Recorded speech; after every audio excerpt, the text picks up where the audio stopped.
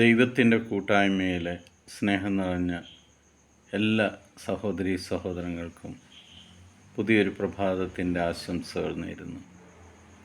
അതിരാവിലെ തന്നെ ദൈവത്തോട് ചേർന്ന് നിന്ന് ദൈവവചനം കണ്ടുകൊണ്ടും വായിച്ചുകൊണ്ടും കേട്ടുകൊണ്ടും കർത്താവിൻ്റെ കൂടെ ആയിരിക്കുവാൻ നമുക്ക് അവസരം തന്നതിന് ദൈവത്തിന് നന്ദി പറയാം. ഇന്ന് നമ്മൾ ശ്രവിക്കുന്ന തിരുവചന ഭാഗം ഹോസേയ പ്രവാചകൻ്റെ പുസ്തകം 2-ാം അധ്യായം 14-15 തിരുവചനങ്ങൾ. ഞാൻ അവളെ വശീകരിച്ച് വിജനപ്രദേശത്തേക്ക് കൊണ്ടുവരും.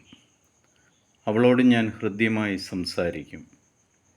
അവിടെ വച്ച് ഞാൻ അവൾക്ക് അവളുടെ മുന്തിരിത്തോട്ടങ്ങൾ നൽകും. ആഖോർ താഴ്വര ഞാൻ പ്രത്യാശയുടെ കവാടമാക്കും. അവളുടെ യുവത്വത്തിൽ എന്ന പോലെ, ഈജിപ്തിൽ നിന്ന് അവൾ പുറത്തു വന്നപ്പോഴെന്ന പോലെ അവിടെ വെച്ച് അവൾ എൻ്റെ വിളി കേൾക്കും. ഈശോയിൽ സ്നേഹം നിറഞ്ഞവരെ,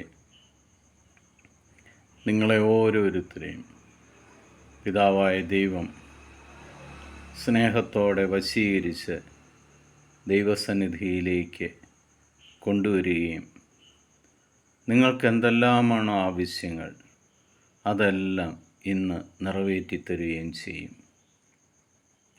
നിങ്ങളുടെ ഭവനം ഇന്ന് അനുഗ്രഹീതമായി മാറും. പ്രോസ്പെരിറ്റി നിങ്ങളിലേക്ക് സമൃദ്ധമായിട്ട് ഇന്ന് ഒഴുകും. പിതാവായ ദൈവത്തിൻ്റെയും പുത്രനായ യേശു ക്രിസ്തുവിൻ്റെയും പരിശുദ്ധാത്മാവിൻ്റെയും കൃപയും അനുഗ്രഹവും സമൃദ്ധമായിട്ട് നിങ്ങളുടെ മേലുണ്ടാകട്ടെ. ഈശോ മിശിഹായ്ക്ക് സ്തുതിയായിരിക്കട്ടെ.